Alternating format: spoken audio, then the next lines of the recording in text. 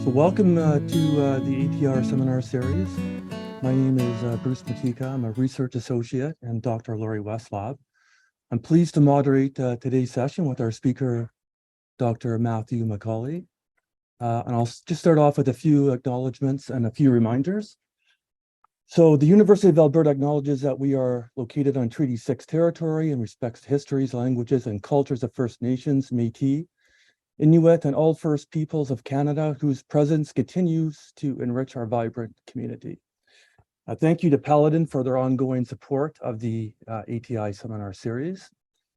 And just a few reminders, the ATI Research Day is happening on Wednesday, May 10th. Registration is now open, and Diana will put the registration link in the chat. Also, the deadline for submission of abstracts is Wednesday, March 15th, and Diana will put the link in the chat for that as well. Reminder that the ATI Paladin CDTRP Innovation Grant has been launched, and the deadline is Friday, April 12th. These are $30,000 grants each, support for up to 12 grants, and ATI members are eligible for 6 of these awards, depending on the subject area.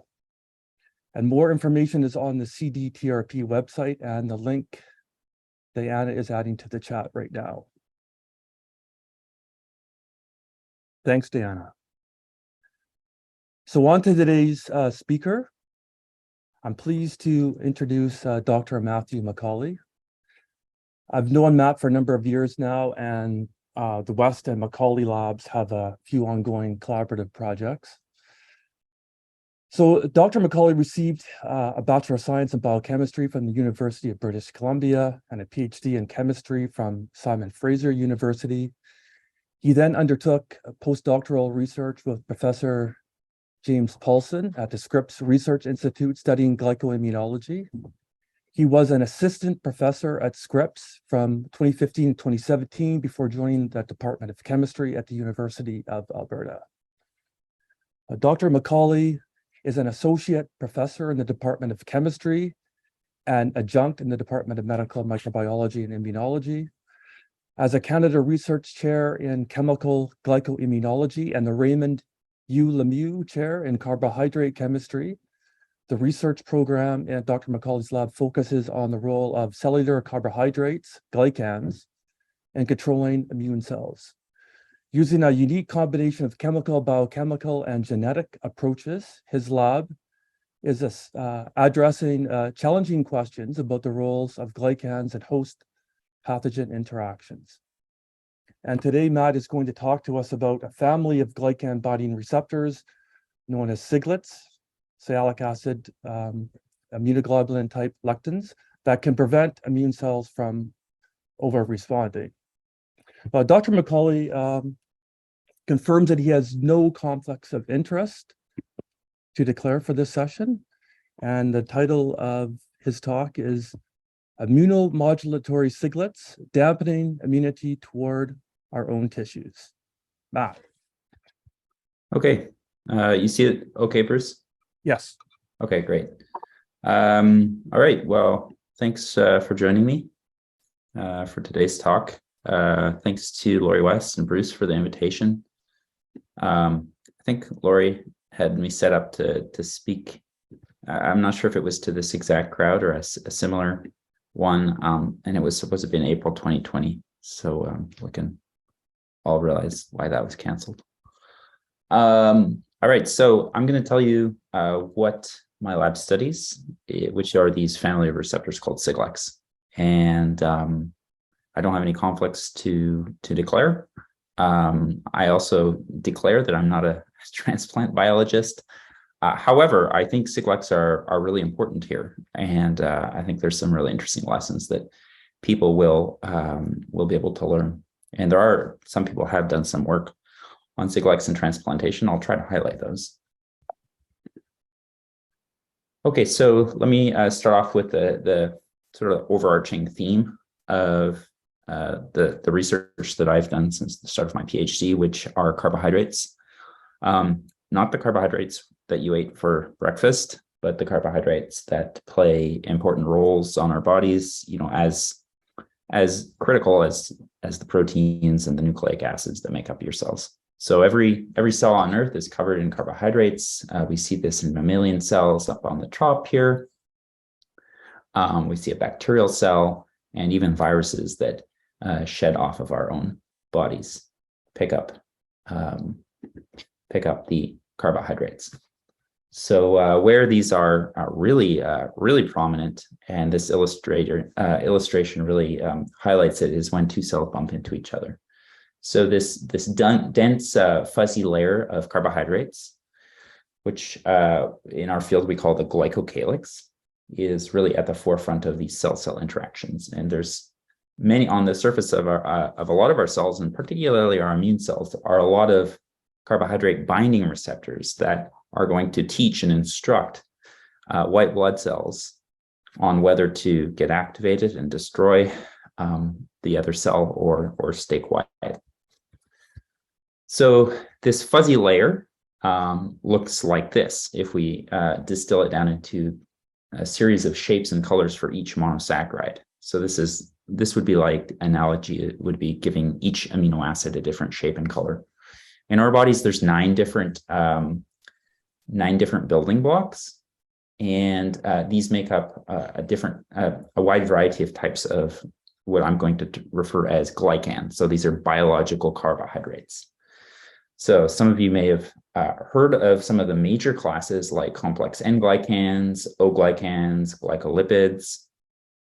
One of the things that unifies all three of these major classes is that they're all terminated with the same monosaccharide, which is this red diamond. It can also be denoted, I'm also going to show it as a purple diamond. And I'm going to tell you a little bit about that. That's called sialic acid, and sialic acid is the ligand for the receptors we care about. So sialic acid is really important. It's really, because it's at the tip of the glycans, it exposes it, and lots and lots of biological roles it plays. So I am in the chemistry department. So we think about these glycans. I'm going to use the term glycan for these type of carbohydrates in a chemical sense. To give you an idea, to orient you, here's the polypeptide backbone. This is an N-glycan, so it's linked through an asparagine.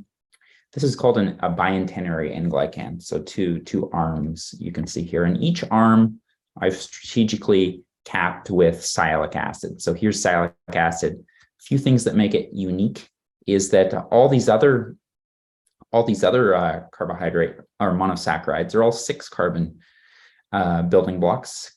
Sialic acid is 9. It also has, you see this negatively charged carboxyl group and this acetomato group. So we can say, in non-chemical terms, we can say it has a lot of handles to be engaged by proteins.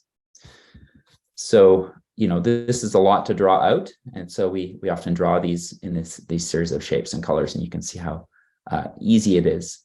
The last thing I will point out here, in terms of just a tiny bit of chemistry, is the way that it's linked to the underlying monosaccharide, in this case galactose, is really, really important for the family of receptors we study. So for example, on the top here, I've shown it linked to the 1, 2, 3 position of galactose, whereas on the bottom, I've shown it linked to the 6th position. And so that's denoted in these linkages. So again, really makes a profound impact on what type of receptors recognize these. All right, so I've set the stage. Now I can tell you about really the receptors that we care about, which are these sialic acid binding immunoglobulin type lectins. So they bind sialic acid, they have the fold of an antibody, and they're a lectin, which just means it's a protein that recognizes a carbohydrate. So outside the cell, on their N-terminal domain here, they're binding the sialic acid containing glycan. They've got a transmembrane segment and then a cytoplasmic tail. This cytoplasmic tail contains motifs that control immune cell signaling. So under the appropriate physiological cues, this will become phosphorylated and recruit a phosphatase. So recruitment of a phosphatase will dephosphorylate other signaling components, and therefore that makes most Siglecs immunoinhibitory. So they're going to dampen immune cell signaling.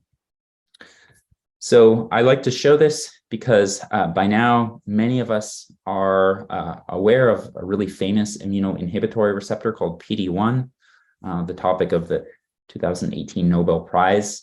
And you can see really PD-1 and a Siglec look on paper very much, very similar. So they bind their ligand on the outside of the cell. Of course, their ligand is a protein, PDL1, and they control immune cell signaling through almost the identical cytoplasmic tail. All right, so Siglecs are a family. It's not just one. And you can see that they look a lot different. They have different numbers of domain that pushes them out from the cell surface to different degrees. They have different numbers of motifs in their cytoplasmic domain, and they have slightly different expression patterns on different white blood cells. I'm going to tell you a little bit about a handful of these, as well as the development of tools that we use to study them. So before I jump into that, I'm going to stick and tell you a little bit more about just the general function of Siglecs, how they work, how we like to think about them. The first analogy is just an analogy to real estate, which is location, location, location. The recruitment of the phosphatase necessarily needs to be close to the receptor that it regulates, so an activatory receptor. So they need to be brought into proximity, and sort of that's what we think a lot about. How are they being brought into proximity? And the overarching theme in the literature and in our research is that interactions with the carbohydrates do this. And I'll introduce sort of two terms, which is a ligand on the same cell.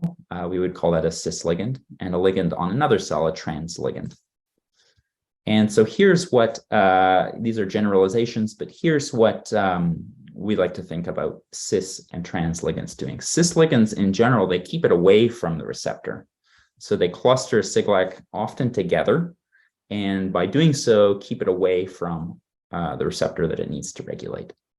And this is important because then it can be brought into proximity to that receptor under the right circumstance when it needs to be inhibited.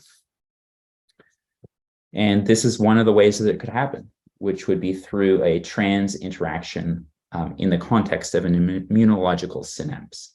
So this is going to, in the context of two cells coming together, this is going to force these two types of receptors together and allow the Siglec to act. So biological roles for trans ligands is something that has been a bit of a theme, I would say, in my research in the Siglecs over the last 12 years. And sort of one of my overarching hypotheses on that trans ligands of Siglecs are really the big biological driver, whereas cis ligands are sort of, they regulate them. Even at a higher level, here's how we think about Siglecs acting. We think about them in terms of self and non-self, okay? Another way, if you're not familiar with thinking in terms of these terms, another way to think about this immunologically is dangerous and non-dangerous. Now, sialic acid is really, like I mentioned at the start, it's really heavily decorated on our own cells, and Siglecs would be there to inhibit an inappropriate immune response to our own bodies and tissues. Now, of course, this is a balance, like everything in immunology. This is a balance between pluses and minuses. And, Siglecs are one of these minuses, but in the presence of enough activatory receptors, it can override that. So conversely, a lot of pathogens, a lot of bacteria and viruses don't have sialic acid on their surface, and therefore the Siglecs won't be engaged, allowing for effective immune clearance. So a couple of ways where this has been exploited either by pathogens or by us is, for example, in cancer. Cancer has been known since the 1950s or 60s to increase the amount of sialic acid on their surface. And there's been a renaissance of research in the last 5 years or so, looking at all the ways that hypersialation on tumor cells can skew immune responses in their favor. And from work that was originally published in this, is it listed here? Well, in 2016, and then followed up in this paper by Gray and all. Work out of the Bertozzi lab is now being carried on by Palion, showing effectively showing that introducing a neuraminidase to cut off sialic acid on the tumors may be a promising therapy, and this is already in humans. So the other place that this has been exploited by researchers, highly relevant to transplantation, is this nice paper that came out a couple years ago by Jay here at UBC, and where they basically modified blood vessels with more sialic acid. So they're trying to make them this immunorepressive. And in this paper, they suggested that what they showed is that if they load up the blood vessels with more sialic acid, they're better tolerated in a transplantation setting. And they suggested that Siglecs may be involved in repressing an immune response. So, by learning what Siglecs do, we can sort of take advantage of their function. And you'll see that a little bit more as I start to introduce our research. Okay, so I'm going to tell you, so my lab can sort of be divided up into two, which is sort of a tool building and the immunology.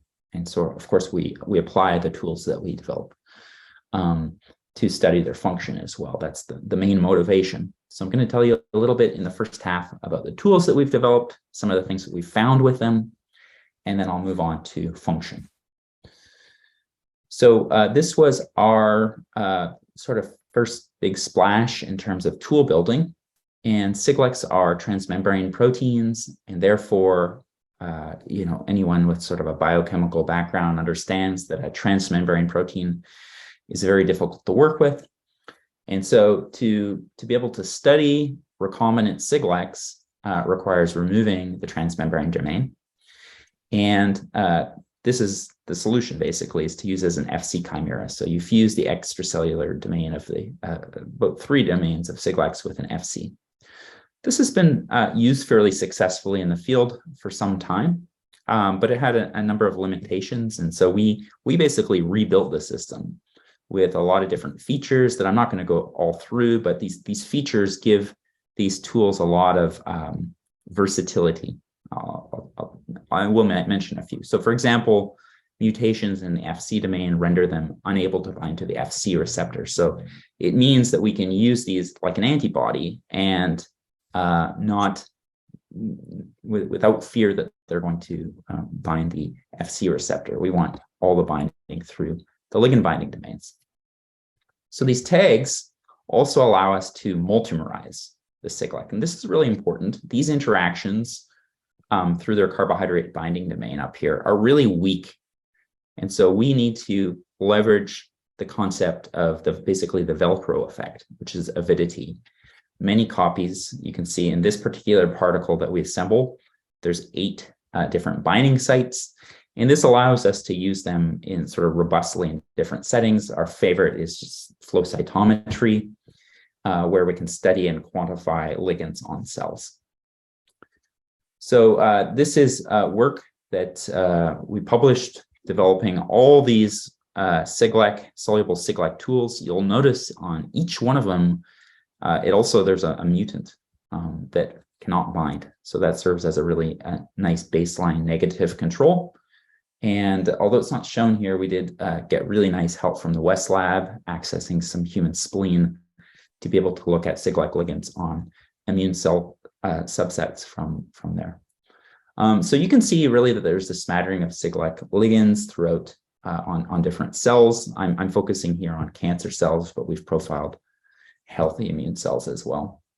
Our tools can be used in immunofluorescence staining, as well as immunohistochemistry staining. So really, really robust. We've had a really great uptake of our tools worldwide and given them out to many labs. All right, so using these tools, we want to understand what the ligands are. I mentioned in my introduction that the linkage, this 3 or the 6 position, can be really important. And actually, when we started, it was pretty much understood with what linkage each Siglec prefers. But the hypothesis here is that there's a lot more to this. It's not just the linkage. The linkage is just the gatekeeper. And then there's going to be things about the glycan that we still need to discover in terms of what each Siglec prefers. So when I started my lab, I had just finished a project in my postdoc looking at carbohydrate sulfation. So the 6S stands for a sulfation on the underlying, this is an N-acetylglucosamine, and we had a nice publication showing that this enhances affinity for Siglec-2. Here's the chemical structure of sulfation. At the time, it was also known that sulfation enhanced binding to Siglec 8 and 9, but really the rest of the family hadn't been looked at very thoroughly.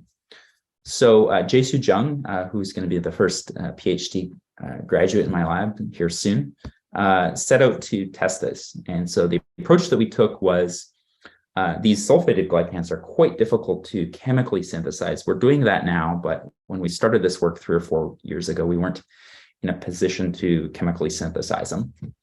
So we took a genetic approach in which we sort of surveyed the human genome for enzymes that can put sulfate on carbohydrates. And we chose these 8, and we simply just overexpressed them in some cells that were not known to have any carbohydrate sulfation. So we've got all these what are called carbohydrate sulfotransferase CHST2 overexpressing cells. So lots of carbohydrate sulfation. And then we probe them with all of our Siglecs and look for binding. And so what you can appreciate here is CHST1. So this was a big hit for us. Very exciting. We got this right before the pandemic, which was a major pain in the butt to try to drive. But what CHST1 does is that it sulfates the 6th position of the galactose, as I'm showing here. And so we all of a sudden, Siglec 5, 14, 8, 7, 5, 3, these all started lighting up cells, many of them being very novel interactions at the time. So we were just sort of over the moon for this. This is exactly what we wanted to study and discover. So CHST2 and 4 also increased binding for CD22. This was perfectly in line with my previous work, but it also had a little bit of increased binding for CD33, as well as these Siglecs here.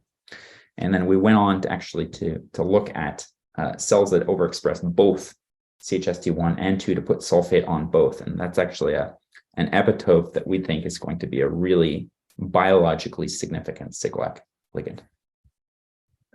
So this work was published, and we eventually synthesized these, confirmed all these effects, and concluded that carbohydrate sulfation is really, really important. And carbohydrate sulfation pops up in various places in biology, and including in cancer, which we focused on that talk. Where we've been going with this lately is to ask the question, where is the sulfate? We've got all these different types of glycans. I introduced you to these 3 major types. We want to understand, where is the sulfation?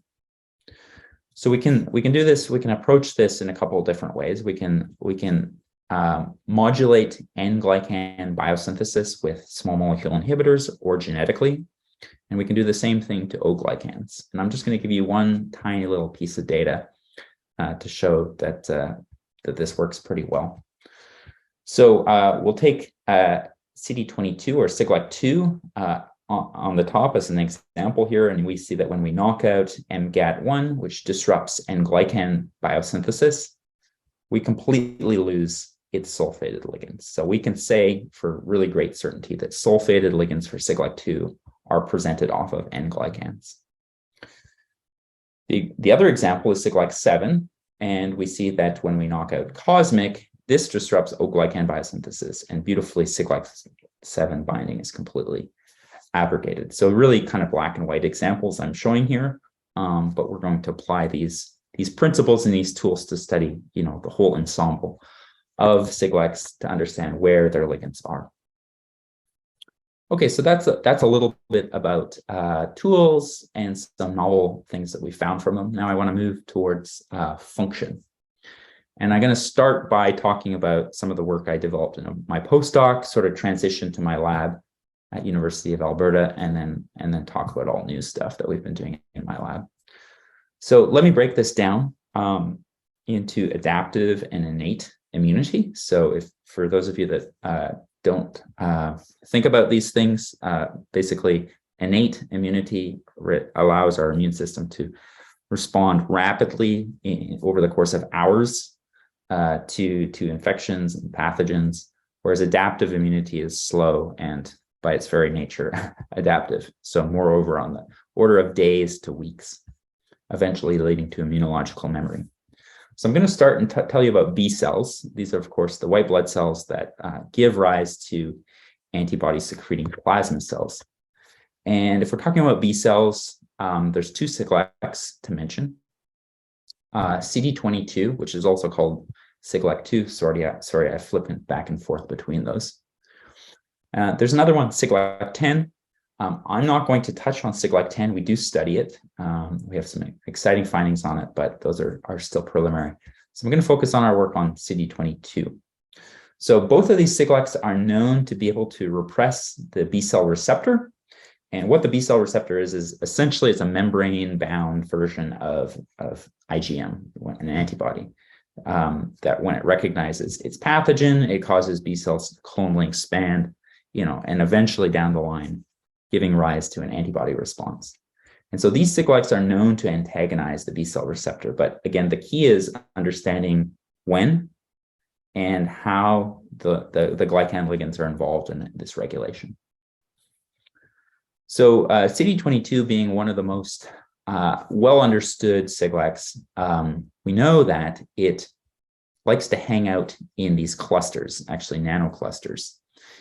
And the key here is that these clusters are kept together by interactions with sialic acid. And throughout the years, other investigators have added to this. For example, galectin-9 is a bit of a glue that holds this together. There's also some CD45 in these clusters. But the bottom line is that these are held together by interactions between CD22 and glycan ligands. So, as a consequence, if a B cell lacks the ligands for CD22, lacks the sialic acid, or a version of CD22 is used that can't bind to its sialic acid, again, it's got this critical arginine mutated, these clusters are broken up, and as a consequence, CD22 migrates closer to the B cell receptor, and as I alluded to in my introduction, really location. So you can predict here that these B cells would be hypo-responsive, and that is the case. So the question is, coming back to sort of a normal wild type scenario, the question is, when does CD22 come close to the B cell receptor? When is the brake applied? And I'm going to tell you two times when it can be applied. Two scenarios where CD22 would be driven to the B cell receptor, both of which involve ligand interactions. Okay, so the first is work from my postdoc, and this is not my image, but by an investigator at U of T named Jean-Philippe Julien, who in 2017, solved the crystal structure of CD22 and made this quite nice landscape model, nicer than I could do myself. And so these are basically these CD22 nanoclusters that I was telling you about on the last slide. And what they're depicting here is that the B cell receptor is responding to a self-antigen on another cell.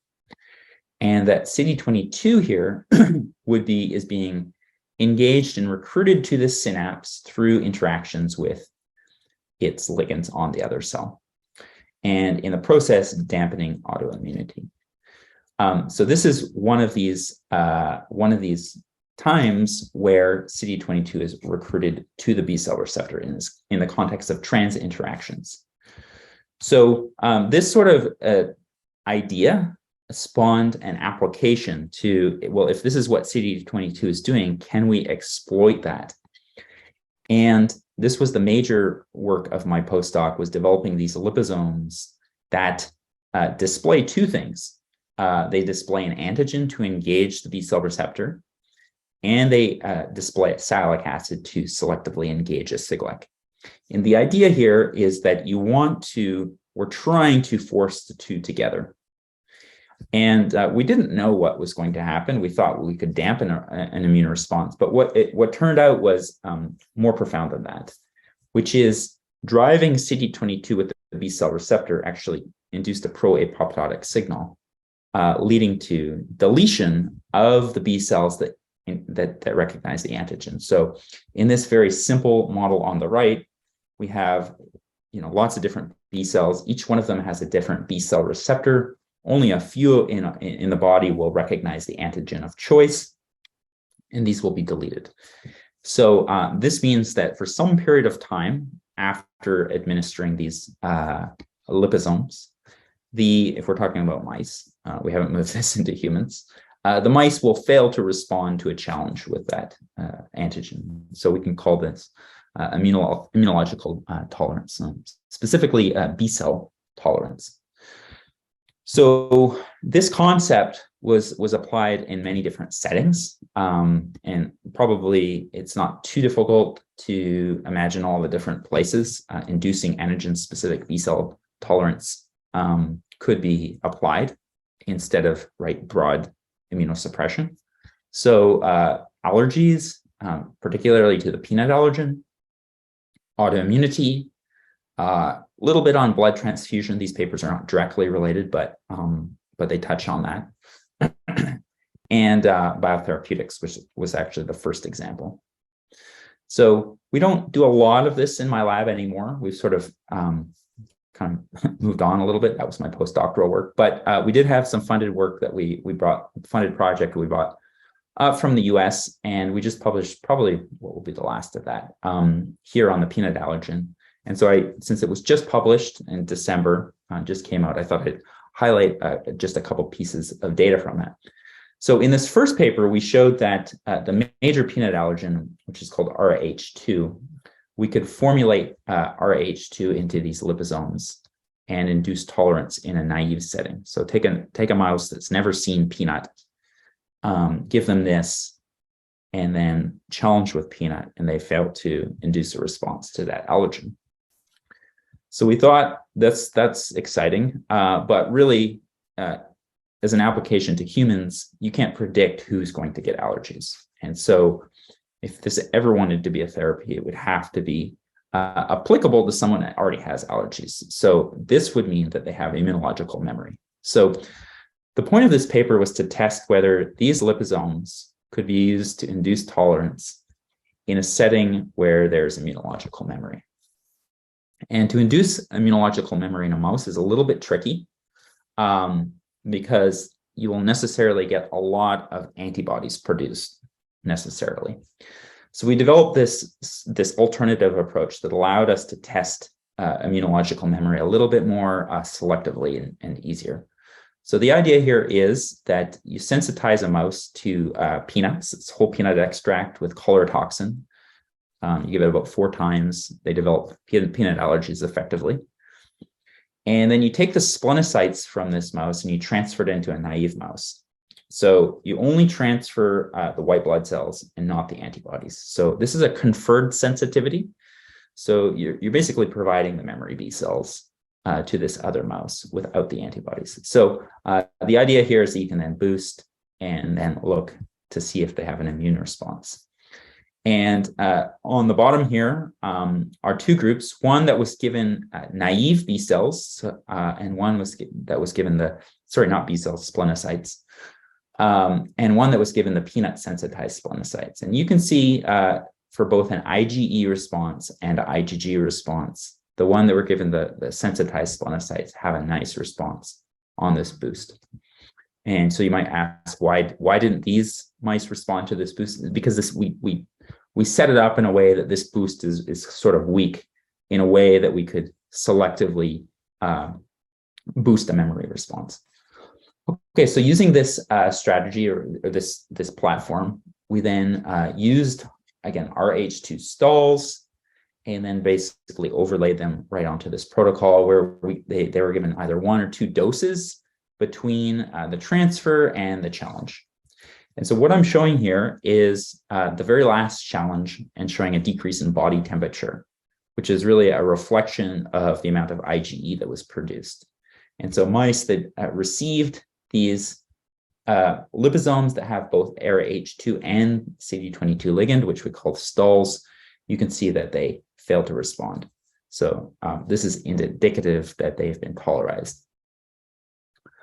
So basically all this work is an application of going back to, well, I won't go back to it, but back to understanding the basic biology of what CD22 does, and then forcing it together with another receptor to do some cool stuff. Okay, so back to this model. I told you that there was two scenarios where CD22 can be driven towards the B cell receptor. And in my lab at University of Alberta, we've been tackling that second one. We had a success. We published a paper in Cell Reports last year doing that.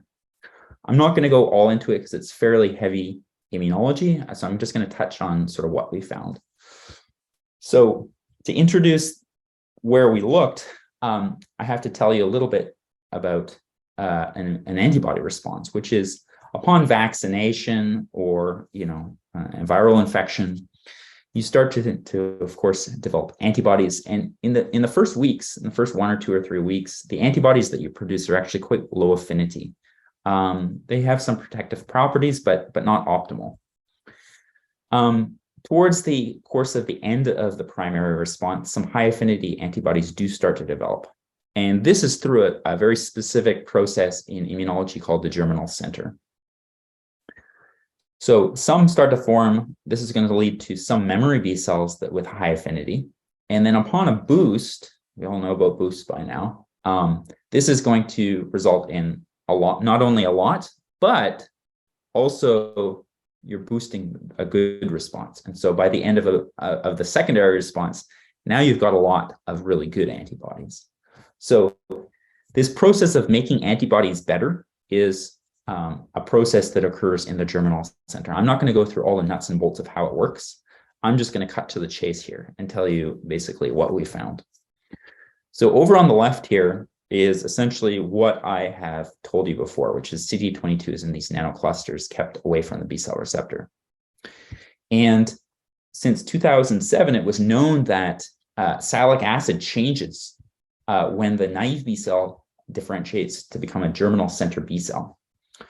And we showed in this paper that the consequence of this change in sialic acid is that it has a lower affinity for CD22, so it breaks up these clusters. It's as if the ligands are lost, although it's not a black and white thing here. So as a consequence of these lower interactions, there's more interactions, or these clusters are broken up. CD22 is more able to interact with the B cell receptor, and this dampens a B cell response. So you might ask the question, well, why would a germinal center B cell want to do that? Well, there's actually a specific reason. And I won't go all into the detail, but it was known since 2011 that germinal center B cells had dampened B cell receptor responses, and our model basically adds to how that is happening, which is through this change in glycosylation that recruits CD22 to the B cell receptor. All right. So that's enough about B cells. I'm going to now switch gears and tell you a little bit about innate immunity.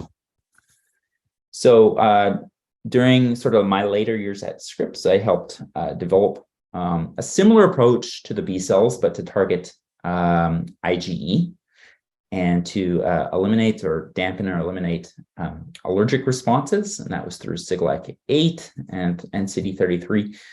That's mainly focused on these allergic mediators. But I got really interested in these cells here, which are the monocytes and the neutrophils. And these are super critical to very fast responses. If we want to talk about what Siglecs are important here or expressed, this is from healthy human blood. They express 3, 5, 7, and 9. So pretty complicated. There's a lot of Siglecs going on these cells. In order to try and tackle this, we're going to need really good tools to selectively engage each one of these Siglecs. So the question we asked was, what receptors can all these Siglecs regulate on neutrophils and monocytes? Because neutrophils and monocytes respond very rapidly, they have a huge ensemble of activatory receptors that allow them to, go towards sites of infection, et cetera, et cetera. And our goal has been to test what if Siglecs can regulate all these types of families. And we've made the most progress, I should say, on Fc gamma receptors. So that's what I'm going to tell you about today. We've done some work also on G protein coupled receptors. Okay, so we've got Siglec 3, 5, 7, and 9, fairly complicated. And in order to test and determine whether they can regulate different receptors, we're going to need to be able to selectively engage them. And so this brings in some chemistry. This is a ligand that was developed by a PhD student during my postdoc, Corey Larillahan, and I helped him a little bit, but he did 99% of the work. But we've been a really good user of this ligand. It's a really fabulous ligand. So this, in my lab, we did study its interactions with CD33 and found that the dissociation constant is about 87 micromolar. Importantly, though, it's selective, and it gets its selectivity through these modifications off of the sialic acid. These are hydrophobic. Oh, I hate it when it does this. Oh, we won't turn the movie on. So just to orient you here, here's sialic acid. This is a crystal structure published in 2019. So this is the sialic acid. And here and here are the two hydrophobic groups that basically they point out and exploit pockets adjacent to the sialic acid. So this is really a fabulous ligand for engaging Siglec 3. So here's the system that we developed to ask the question, does Siglec 3 regulate Fc gamma receptors? So we needed an antibody to be immobilized on the Fc receptor, and it needs to be antigen specific so we can engage it. So fortunately, I had, at my time at Scripps, I had stumbled across an investigator that had developed their own hybridomas, different IgG subclasses towards trinitrophenol, which is a hapten. So we can take this hapten, link it to a multivalent platform such as a liposome, engage it. And what should happen here is that this is going to induce a signaling cascade, and it's going to result in release of calcium from intracellular stores, which we can detect by a calcium-sensitive dye. And we do this in real time by flow cytometry. This is actual data here, and get really nice, beautiful data. So we're asking the question, if we put that CD33 ligand on the liposome to draw these together, what happens? If it can inhibit it, we should inhibit this calcium flux.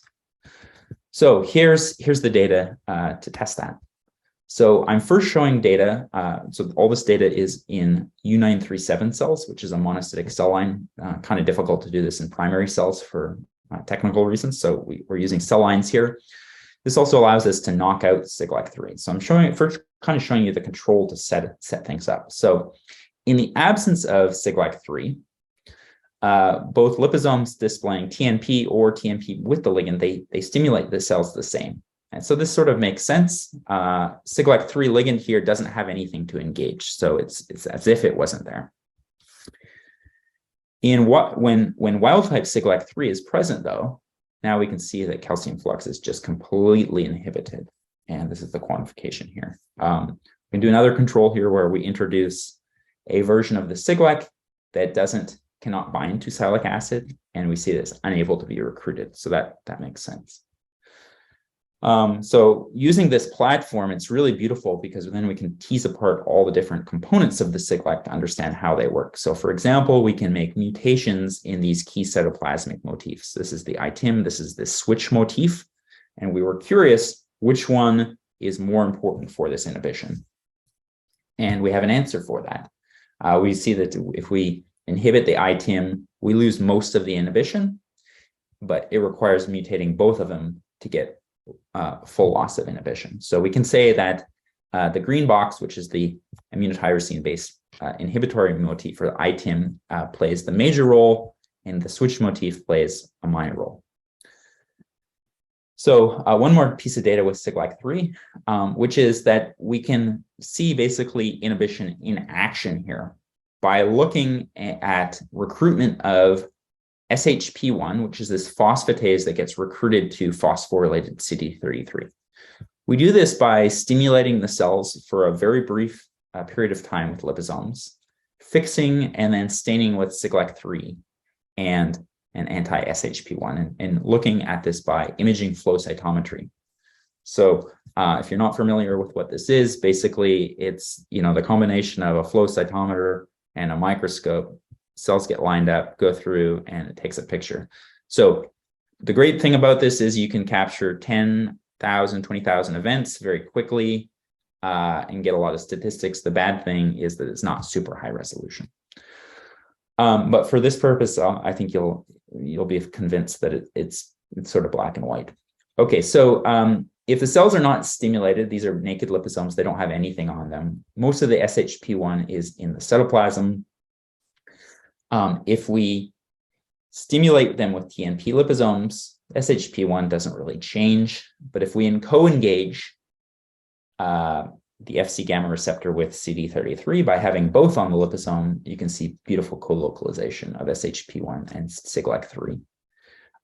That's quantified over something like 10,000 cells there in 3 independent replicates. And then we can do the same thing with CD33 lacking both of these motifs. And I'll just jump down to the punchline here, which is SHP1 you can clearly see is not recruited, despite the fact that CD33 is clustered like that. So no recruitment over here. So we can say that these motifs are recruiting SHP1 and are responsible for inhibition. So what about the other Siglecs? We can play the same games with Siglec9, provided that we have a ligand, which we do. And you can see that Siglec9 beautifully inhibits Fc gamma responses. What about 7? 7, we didn't have a ligand. And fortunately, a collaborator and a friend of mine at Scripps Pengwu developed their own ligand. I'm not going to show the structure here, but developed their own ligand specifically for this.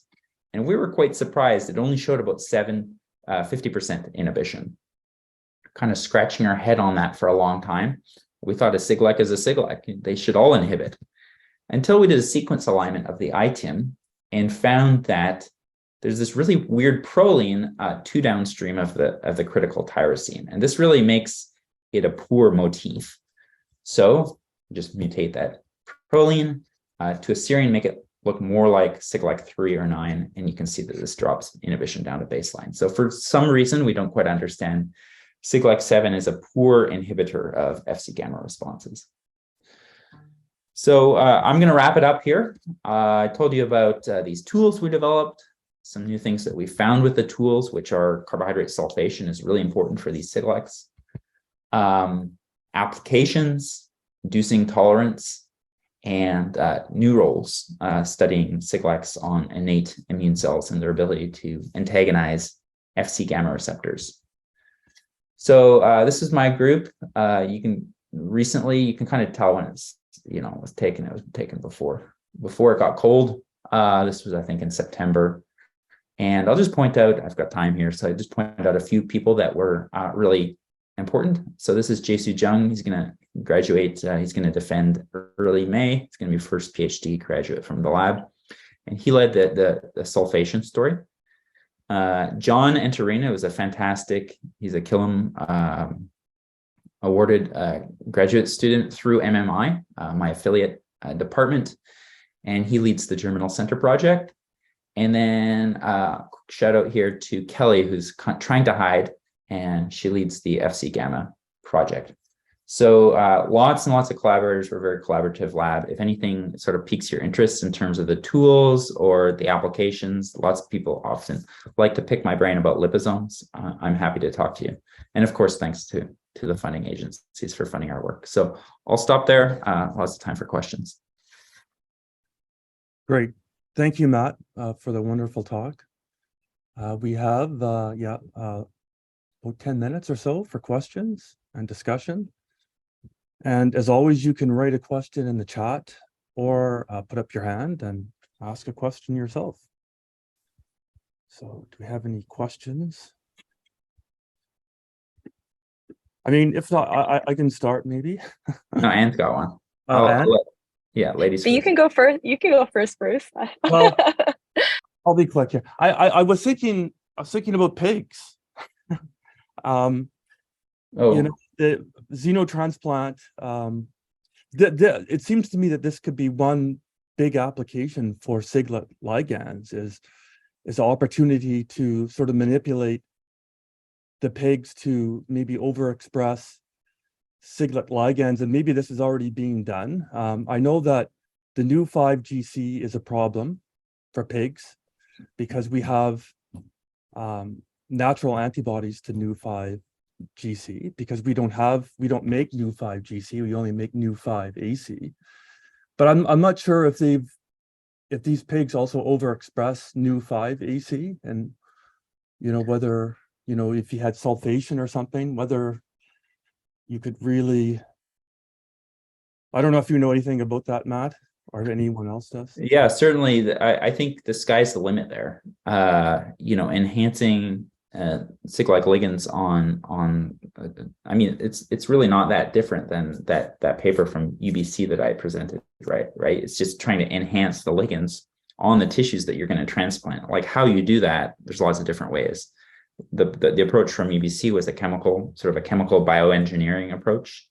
And I think, what we're discussing now with the pigs would need to be a genetic approach, right? The tissues would probably need to overexpress a certain form of sialic acid or some underlying motif like sulfation to induce tolerance. Would it work? I don't know. Would there be enough? Would people be okay with making it? I mean, a transgenic. I mean, they're making knockouts, yes. I think knockouts one thing, and then introducing kind of unnatural things is another. So, but it's a good idea. I don't know if anyone's pursuing that in the context of pigs. I don't know. Great, thanks. Anne? Thanks. That was kind of actually I have a million questions, but I won't dominate all the time. That was a great lecture. Every time I listen to you talk about this topic, I like a little more sinks in. So I appreciate it. So yeah, I was also wondering about, and in fact, on like slide 30, you had new 5GC, but I think that was an animal model, I'm guessing, because that was, I think I was mostly keeping up at that point, because that was like yeah, so of course that makes sense in that context because there would be the new 5GC and new 5AC in that scenario. So in humans, do you see like a similar thing, but maybe like not new 5GC, but something else that's like being converted to be part of that process? Or how would you see that looking in humans? That's an excellent question. Usually, if I give this talk more to like a heavy immunology audience, I go into those details a little bit more because really it's our motivation. I think you said it perfectly, which is this is a mouse-specific phenomenon. So, if I ask for money from funding agencies for something that's very specific for a mouse that has nothing to do with humans, that's a hard ask.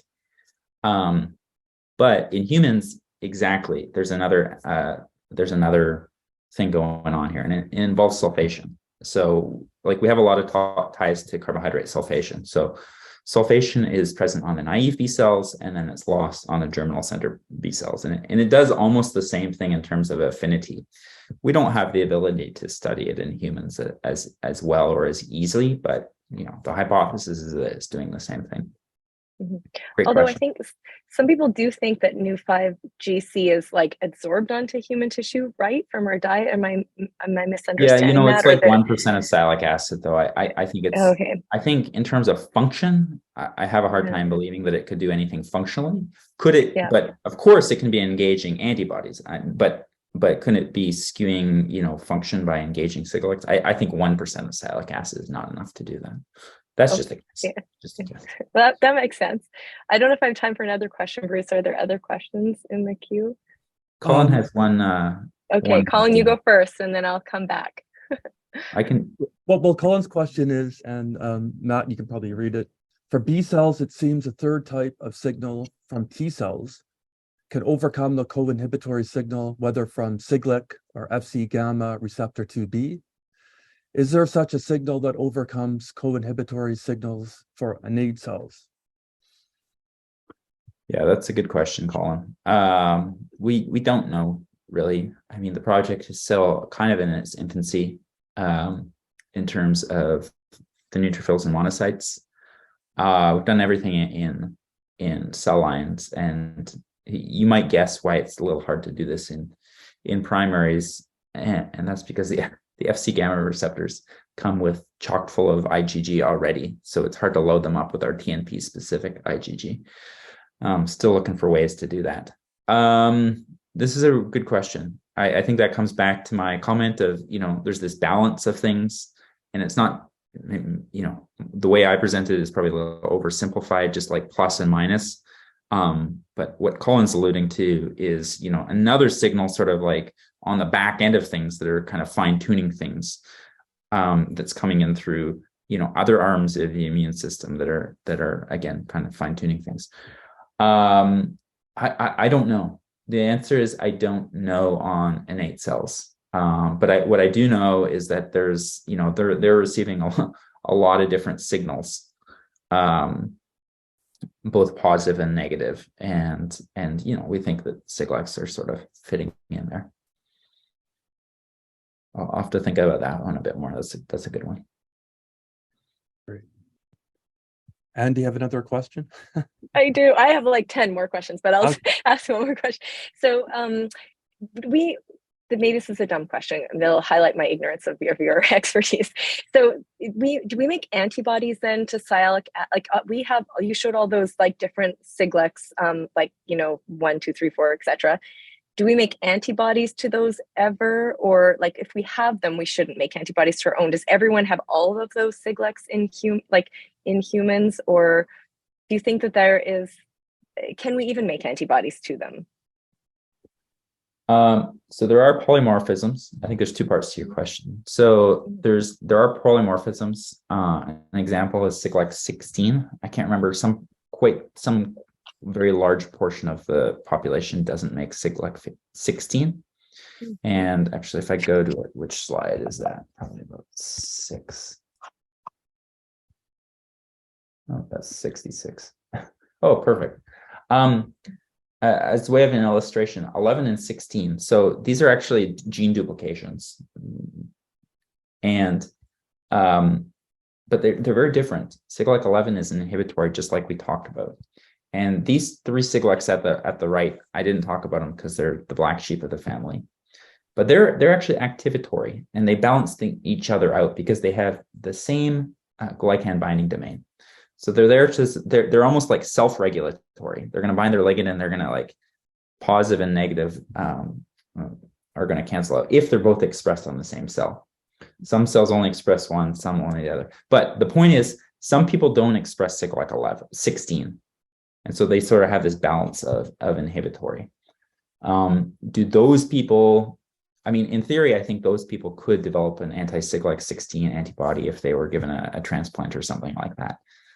Oh gosh, do I know any of examples?